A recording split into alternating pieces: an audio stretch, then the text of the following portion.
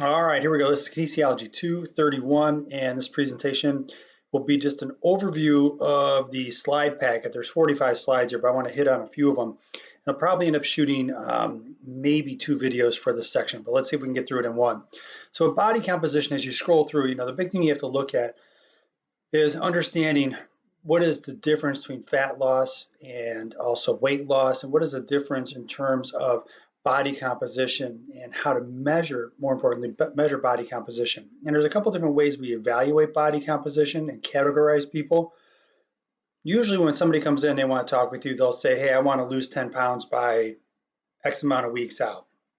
And sometimes you have to guide people down a very delicate path and talk with them in terms of, okay, you want to lose X amount of weight, but when was the last time you weighed 115 pounds? Well, I weighed 115 in the 8th grade. I'm like, well, that might not be the best course of action. So we use things like body composition not only as a way to categorize, if you will, and also get into risk stratification, but to also have our clients as personal trainers, or even if you're a strength and conditioning coach, to have your clients or athletes have a better understanding of what is actually realistic and what is attainable. Because sometimes people don't have the best idea or concept of what is attainable.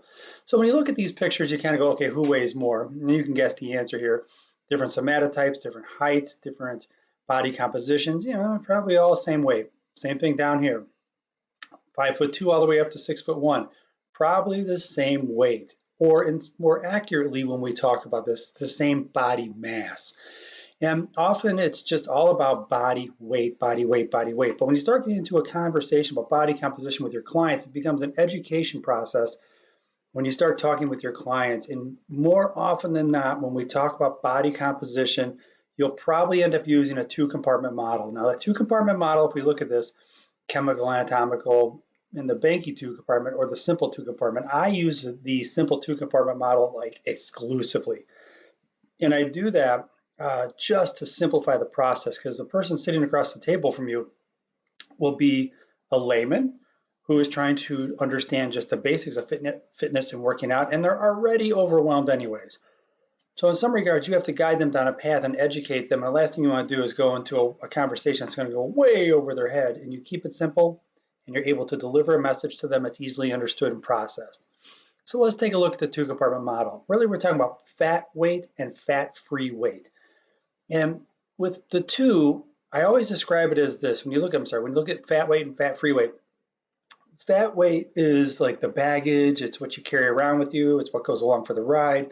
The fat-free weight is what makes the movement happen. And I break it down in those simplest of terms for my clients to fully understand what I'm talking about. I also guide my clients very much on what are appropriate body fat levels. And I've had people who have tried to really push themselves down into these levels. It's like it's an unhealthy place to be for an extended period of time. You can do so maybe for bodybuilding competitions or triathlons or any other event-driven type of weight loss. But usually it's not healthy to stay down here, and usually people are better off and much happier in this lean area. And when I have these conversations, I definitely talk it in terms of, look, you have a percentage of your body fat that you need. You just need to function. And you have to have some. It doesn't have to be all taken off. You just need some to function. And believe me, if you come in and your person is at 30% body fat, when you take them through a workout program and you bring them down over to 20, and we'll do the math on this in a little bit, they will feel the difference, they will see the difference, and so too will everybody else. Their clothes are going to fit different. I always describe it as you're going to be picking clothes from the left side of the closet instead of the right. Much different animal. So look at body fat. Let's go back to these somatotypes. You look at this and kind of go, okay, and there's a natural creep that happens with people as they age. You go from your 20s all the way up through 40s and 50s, where you have this natural kind of creep that happens from any number of different reasons. Lack of activity, could be hormonal changes.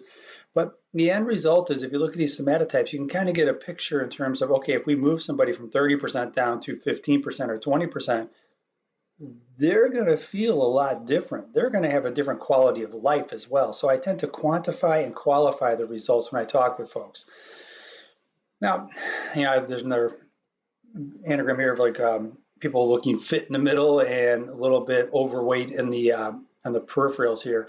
And that's the same thing, you know, our goal is we're trying to find happiness for people somewhere in this process. It's not saying to be able to do a cartwheel or do a double bicep pose is the epitome of health and fitness. But, you know, when you have somebody who comes in who looks like this and feels like this, because it's like carrying around an extra 45-pound plate with them all day long, they feel it on their joints, they feel it on their body, they feel it just in terms of how they are perceived by others. And I can talk more about like different somatotypes in my personal training experience here in a little bit. But when you look at this, you go, all right, so if we have people who come in and we're able to take them from one category down to another, not the 3 to 4% or 10 to 12 for like elite level people, but, you know, get them in a healthy kind of bandwidth here, that's going to make a difference in their lives. It really will. All right, so let's get this down to the two-compartment model. We talk about all the muscles, tendons, ligaments, bones, everything that's used in the organs that's used to make movement happen. That's the way I always describe it. That's your lean body mass. The fat mass is everything that goes along for a ride. And what we always focus on when people come in, they say want to lose weight, they're usually talking about wanting to lose fat weight because they don't want to lose muscle weight. They don't want to lose a kidney. You know, they want to lose their fat weight.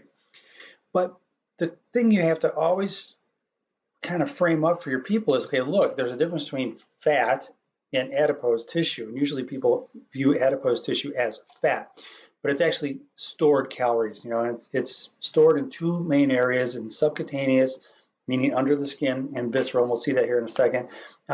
Those are your main areas, but you also have within the muscle itself and within the bone marrow itself. So, you know, when you guide your people, that's when you tell them, like, look, you have to have a certain percentage of fat because it's not just what you see that you're carrying around in terms of adipose tissue, but it's also what is in and on and throughout your body to help your body to function. It does serve a purpose, but too much is too much. Now, subcutaneous fat, when you look at the skin itself, and that's usually what people are worried about. They're worried about the fat that's underneath the skin and just under the layer of skin, and it's in between the skin and the muscle. Now, if we took a cross section of a torso, you'd have the subcutaneous fat around the belly. You have the abdominal organs. That's the anterior aspect. And then you'll have fat within those organs, you know, and you have some fat to help protect those organs. That's part of the deal. And you can't not have some fat there. You have to have some. Intramuscular fat, so if you look at it like marbling within a cut of beef, that's what that looks like in terms of having a higher fat versus lower fat content intramuscular. And then if we look at this, you know, and this is what I was mentioning a little bit earlier, you have this essential fat that you need just to have your body function. So when people get into this mindset of I have to cut, I have to lose a bunch of body fat, they're kind of setting themselves up for not only failure because you're not going to get rid of all your body fat, but you're also looking at fat as a component of just normal physiological function. And that's where that minimum, you know, that 3 to 5 for men, give or take, or it could be higher for females, up closer to like 8 to 10, depending if they're like in a bodybuilder, you know, they get that low, they're probably going to have secondary amenorrhea and other issues regarding health. So again, you have to kind of guide this, you know, in terms of when you sit down with your person.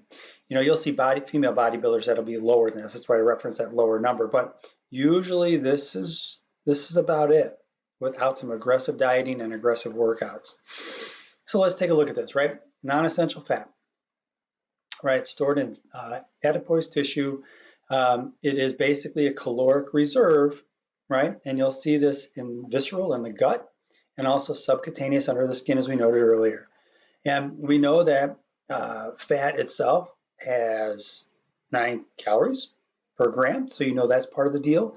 And you know in terms of fat burn how much a pound is. It's 3,500, right? So if we can have people either cut their food intake or work out a little bit heavier, work out a little bit harder or a little bit longer, we have this kind of mathematical equation where we can take 3,500 calories out and allow people the opportunity, not the guarantee, but the opportunity to lose fat weight. Now, there's a little bit that goes into it more than just saying cut out 3,500 calories or have a net differential of 3,500 calories. So is too thin, right? You can never be too thin. Well, you kind of can. And you can end up having issues in terms of how your body actually functions. And with men, I mentioned earlier, there's a threshold, and it's not the same for everybody, but like that 3 to 5. The notes here list, kind of like 10 to 14 here. We're listing 16 is kind of the threshold where things start to happen. But again, it's a little bit different for each person, and everybody is different. So, you have to kind of take this with a little grain of salt and understand that there is a threshold, but it's a little bit of a moving target. So now if we look at this, and I always love this example because you lose a pound of fat, it's going to look a lot different than when you put a pound of muscle on. But if you lose a pound of fat, you're really going to notice the difference. And this is especially true when you start talking about like clients who are, maybe 5'2" versus 6'1", as we saw earlier. You lose a pound of body weight when you're 5'2", it's going to look a lot different than if you're 6'1". So, you have some opportunities with different clients in terms of how they lose body weight. And you have some opportunities when you're working with people in terms of losing their adipose tissue. So let's take this down a little bit further. And with body composition itself, there's really two main ways that you're going to go about it within a health and clinical setting. One of which is you'll evaluate a person, through a direct or indirect means. And some of these are good, and some of them, you're kind of left to question how they actually work. Now, you'll never see chemical dissolution where you're going to dissolve the body, et cetera. You're never going to see physical dissection. That's something you're not going to get into. When you get into what you're going to see in your clinical environments and also the health club environment, you might have somebody who comes in with a DEXA scan, fine. But you'll end up having somebody who might take advantage of hydrostatic weighing, fine, or air displacement, in sitting in one of the eggs, as we jokingly call it, fine. But usually it comes down to skin folds, bioelectrical impedance, or some type of BMI and girth measurement evaluation. And when we look at those and we go, all right, we can get into this a little bit further in terms of what anthropometric measurements actually are, but it is just a measurement of the human body, and it's a way to evaluate the human body in its form. And it becomes a proportional game as well. And I'm going to take it down to height and weight. I'll probably pause here, but when you look at this, you go, okay, with height, you normally would stand on a scale, gather your weight, and then they pull the little thing up and they put it right over top of your head, the stadiometer. That is measuring your height. And it's important to know that when you look at like BMI is a mathematical calculation that measures your height and uses your height in centimeters relative to your weight in kilograms to derive a ratio. And that's now compared to norms for you going forward. So with the weight measurement itself, it comes down to usually pounds or kilograms. For the clinical setting that we're normally working in the college environment, we always talk kilograms and centimeters.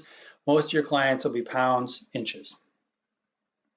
So with BMI, I'm going to pause this here and fire off a second presentation. So I'm going to pause it.